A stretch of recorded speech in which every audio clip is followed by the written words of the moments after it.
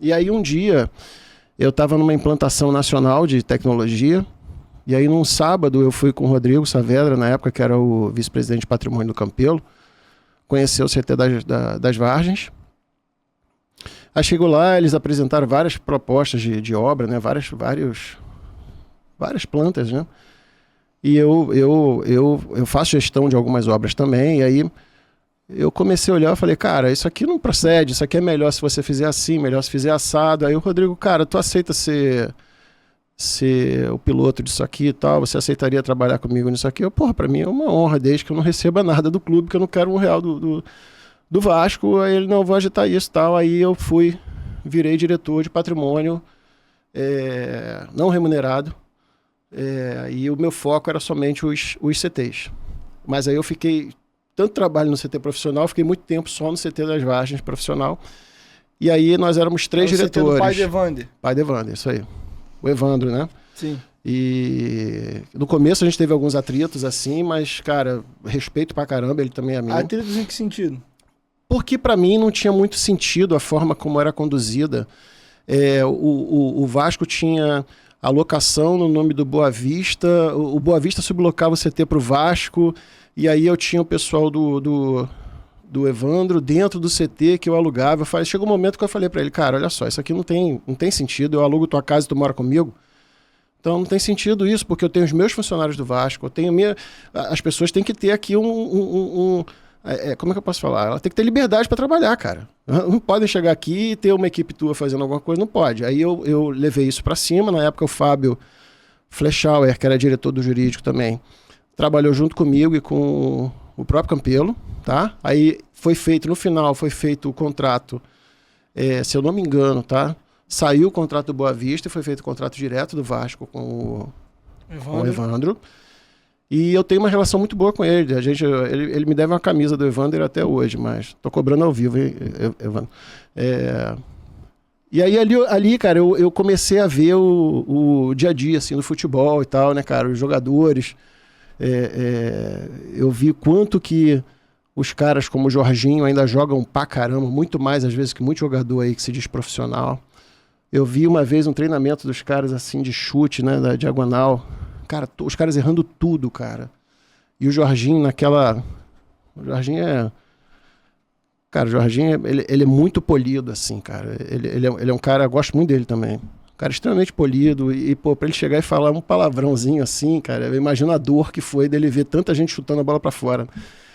E ele começou a chutar a bola só golaço, né, cara? Eu falei, cara, esse cara ainda dá muito caldo, esse cara ainda jogaria bem na lateral aí, né?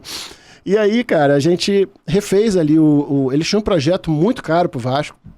A gente mudou o projeto inteiro, recuperei a sede da casa, refizemos ali várias salas, sala de treinador, sala de repouso dos jogadores. Tinha um problema de inundação quando chovia, não tinha? Tinha, eu vou te contar isso também, é porque você tinha um desnivelamento do gramado. Então ali o lençol freático é alto, então quando chovia ele empenava o campo. Então o campo ficava todo empenado, a bola não rodava. Fora o fato que a grama desse CT era diferente da grama de São Januário e da grama do Maracanã. São Januário tem a grama muito próxima do Maracanã, porque aí o ideal é que você treine e jogue no mesmo tipo ou próximo do mesmo tipo de solo. E aí a gente toda hora tinha que passar o rolo. Tu tinha um rolo de 1 tonelada que ficava toda hora a empresa lá que cuidava do gramado passando o rolo para nivelar para os jogadores poderem treinar. E aí o Pereira, que era o outro diretor de patrimônio também, esse ainda é Petrovasco, ele cuidava mais dos gramados, ficava em São Januário, mas cuidava mais dos gramados. Um monstro também, o cara aguerrido pra caramba que conseguiu da gente fazer. E olha que a gente fez numa época que a gente não tinha grana, né, cara? Então, o CT das Vargens, parte da estrutura física, algumas coisas eu, Marcelo, banquei, junto com outros amigos meus também, empresários portugueses e tal, a gente custeou algumas coisas. Algumas coisas foi feita pelo Vasco, outras coisas o próprio Campelo. E o Pereira, nessa parte aí do gramado, foi vital, porque a gente conseguiu refazer o gramado inteiro, então a gente teve que tirar toda a grama, remover, aquela grama não serviria para mais nada pra gente. Refez tudo com areia, nivelou tudo com areia, para quê? Choveu, não desnivelaria o campo, entendeu? A gente refez tudo, cara. A gente refez o gramado inteiro. A gente fez um campo novo e um campinho novo é mais de 500 mil. A galera acha que tudo é barato. Não, é caro. E aí dali a gente conseguiu aplicar a mesma grama. Quem fez na época era a mesma empresa que cuidava do Vasco. Hoje eu não sei qual é. Greenleaf? Greenleaf. Excelente os caras. Excelente. E muito parceiros do Vasco, tá? Esses caras foram, não sei se ainda é, mas, cara, foram muito parceiros do Vasco, assim. E aí eles fizeram gramado, mesmo gramado de São Januário, e aí você começou a ter, até a performance dos jogadores foi melhor. E dali eu terminei a minha missão mais árdua, terminei, eu só passava lá às vezes para ver como é que tava, até porque eu não vejo que o diretor tem que ficar no dia a dia do corpo técnico. Acho que isso aí cabia mais mas conheci o Mazuco, conheci o Jorginho, conheci o Zé Ricardo, conheci o Luxemburgo, conheci o PC. Pô, o PC é um... Seu irmão. PC é um amigo do caralho. Esse cara é muito gente boa.